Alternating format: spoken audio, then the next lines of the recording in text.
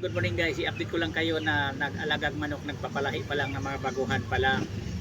Ito ang pagpapatunay ko sa inyo kung ang ating ginamit na inahin na kinuha ng tiglahi pang materialis hindi lit na maglaban, ganito pa lang kalaki, hindi na pwedeng pagsamasamahin kung ilagay mo lang sa kulungan. Yan.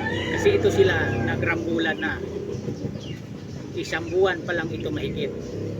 Ito siya ang anak nung inahin kong kinukuntin doon sa kabila na may istorya sa sweater na may tahid na kulay dilaw ang paa. Ito rin oh, dilaw paa, dilaw din ang paa nito, ilupit man na sa ina. Kapag hindi lit na maglaban ang ating mga alaga, sisiw pa lang, maliliit pa lang ang mga laki, magrambulan na yan kung ikukulong mo. Pwede ito sila nga pagsamasamahin mo ganito kalaki kung malawak ang yung paglagyan sa kanila, paalpasan mo, makagala-gala sila. Pero kung ilagay mo ito sa kulungan, pag ganito na sila kalaki ang mga laki, hindi na talaga maiwasan yan na mag away-away na sila, magrambulan. Kapag maliliit lang ang inyong pinaglagyan, dapat hiwalay-hiwalay na ninyo ang mga laki. Tapos paparisan nyo na ang babae para nga hindi rin sila manibago, malakas pa rin silang kumakain. Kasi kung biglain mo din itong hiwalay sa mga kasamahan niya, mag-ingay ito, hanapin yung mga kasama niya, hindi rin ganadong kumakain. Kaya ang ginagawa ko, kapag ibukod ko ang lalaki nga, kung alin sa kanila ang inaaway ang mga kapatid din niyang mga lalaki, ibinukod ko siya, samahan ko siya sa kapatid niya babae nga, kapag hindi niya inaaway. Pero kung inaaway din niya, kawawa, kaya magtiis siya mag-isa na makalagay sa kanyang pinaglagay na kulungan. Pero kung malawak ang ating pinaglagyan na ilagaan natin ng manok, pwede naman paalpasan natin pag rito kalaki. Parang hindi sila basta-bastang magrarambulan. Pero ulitin ko sa inyo, kahit paalpasan ito, basta linyada na mga hindi lit maglaban, mga matapang na lahi sa isa ka manok,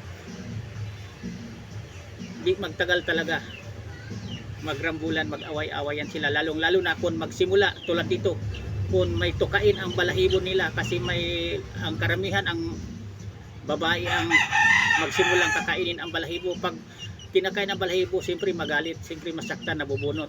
Kaya doon magsimula silang mainit ang kanilang mga ulo, mag-away-away din. Hindi na din sila magkaintindihang magkapatid. Yan totoo. Dito sa mga linyadang mga tiksas nating kialagaan.